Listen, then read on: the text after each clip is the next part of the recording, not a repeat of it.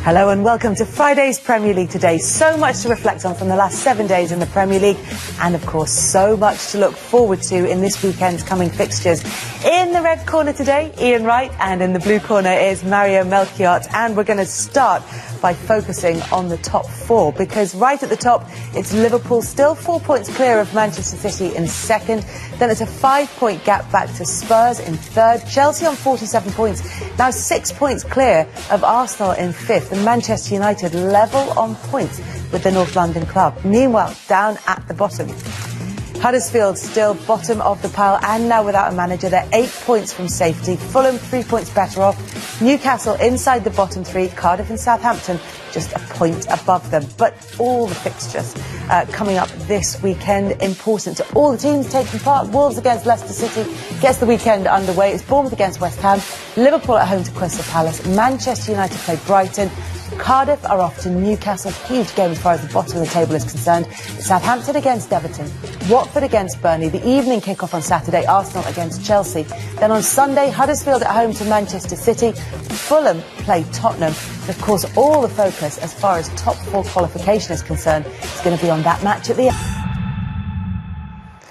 So what do you think then? Arsenal against Chelsea. If Arsenal don't win this, our hopes of the top four over? I'd have to say, when you look at the way Man United are going, you'd have to say it would be very, very tough for them. I think Chelsea, as much as I wasn't very impressed with them against Newcastle, they have got the kind of hoodoo sign over us.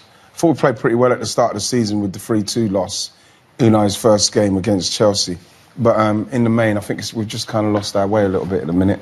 We'll look into the game in a bit more detail, but I don't really want to make this about rivalry between you two, except for just a little bit, because actually you're quite like this, because we took a look at both your records.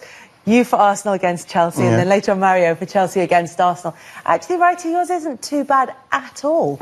11 games, 7 goals, and over 60% win rate. You'd take that? Yeah, Chelsea was a team that I used to hurt Chelsea when I played.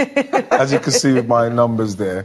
Look at my assists. I didn't realise I assisted anybody. You certainly didn't do it on purpose. The only thing is, it does reflect a dominant period for Arsenal in those fixtures, which continued for a while. And Mario, not one win. Was not one win for Chelsea against Arsenal. You did win against Arsenal. Yeah, we had a turning point in the Champions League. You know, that was a totally different game. But yeah, we definitely struggled. You understand? Because that was the key moment of Arsenal. Yeah. They were, you know, the Invisibles. They were going at it. We were going into that game always thinking like, okay, how can we beat them? What is their weakness? But they had no weakness. You see, so that's kind of facing a team that you know they have no weakness, but you're trying to find it. It's tough. So and then, you know, like later on in my career with Chelsea, it started to shift a little bit. You know, we started to see little gaps and we started to believe more.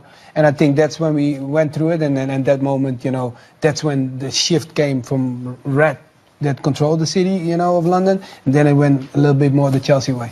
Where do you think we are now? It's two managers who came in at the start of the season who are trying to put their own stamp on the club. Yeah, it's two managers, you understand. They have a strong philosophy how they see the game. And they both have their way of going. They're both trying to play the possession game, trying to dictate the game. And the only way to dictate the game is by holding on to the ball as long as you can. But both of them, I feel, have similar struggles. One is that they sometimes pass themselves out of the game, because sometimes they lose the killer moment of going so direct. And I think if I look at Chelsea, for example, we talked about it's more like Jorginho. He's so key for them, and everything goes through him. But instead of sometimes speeding up the game, it slows it down, because they never skip a player. Because every time the ball goes to him, they think it's faster because he has the brain to dictate it. But look how many times they give the ball to Luis, and he does the chip over the back line and they score a goal out of that. Look how much they changed in that game. And I think when you look at Arsenal, they have similarities, but I think Righty is better to jump on that. Because, you know, if you look at that creative side in the middle, they lose a guy like Ozil or Mkhitaryan. I know they're not playing. Yeah. When you don't have the ball, great what they have now. But what do we do when we have the ball? Exactly. It's one of the problems that I think the Arsenal fans are having with Ozil not playing, with a lack of creativity. And I think that it's a game that he should play in. But if you look at his stats against Chelsea, I think he's had 9 games. He's had no assists. He's one of the few clubs he's had no assists against. We know his stats are pretty good in respect of assists. So it'll be one of those that if Unai Emery's looking at that side of it, he'll probably wouldn't play him. But I think it's a game that he does need to play in because Arsenal are going to need to keep the ball and retain the ball in some way to try and get the ball to Aubameyang and Lacazette if they're playing.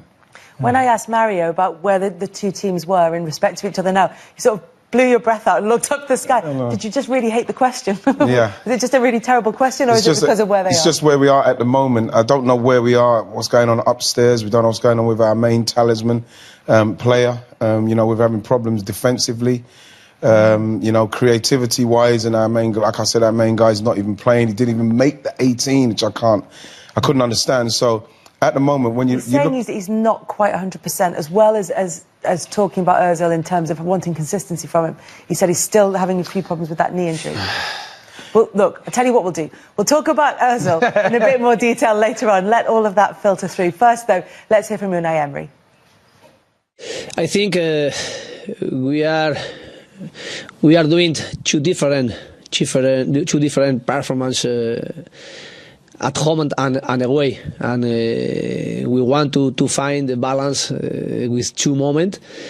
But we are going to do game by game, and the first is Saturday. And at home, I think we are doing a very big matches with a big confidence with our supporter, and I want the same spirit and the same performance Saturday against Chelsea.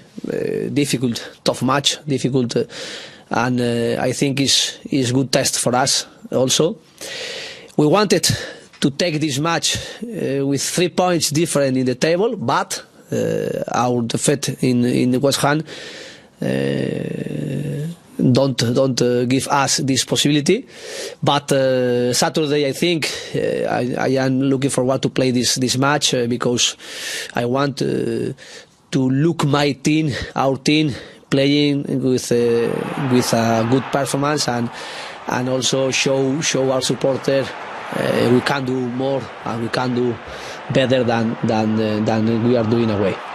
I believe in our spirit, in our quality, in our organization when we are playing at home with our supporter. I think it's very special each match in Emirates, and tough match. But if we will play with our big performance, with our big being organized, I think we can win. The last 2 weeks, three meetings, 2 or 3, we had this meeting together. I want to ask you about Mesut Ozil. What are the chances for this weekend? Where is he? Here? Now he's training with consistently work during the last 2 weeks, and I think can be. Is there any chance that he will leave the club this month? Any chance? I am not thinking about that. I am thinking how he can help us. And he helped us sometimes this year with good performance. Another moment with not good performance, but like another player.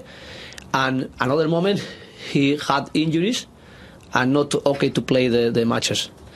And now, after these 2 weeks working with a normality, maybe this Saturday can be okay for us. Frailties, like I say, there's still frailties at the back. We're seeing now, especially in the midfield, and the lack of creativity. And there's games in that run where we could have easily lost those games, and it could have been a little bit more realistic for us. But I think that now, going off on that run, and now it seems to be like what's going on with what's going on upstairs. Is Ozil playing? The way West Ham kind of beat us was a little bit worrying, because I didn't feel like we played as well as we could have, especially with Both of them had that situation. Now they're at the same point, at the turning point where they need to making sure that their team keeps on moving forward without, going back and saying, like, I have to change too much. And I think the test is on right now. What do you think of Granit Xhaka? Well, he's somebody that I think for the money that with quick, he hasn't got quick feet. You know, I don't know what his real strength is. He's got fantastic. Is that why there's such a split? Because he's been talking about the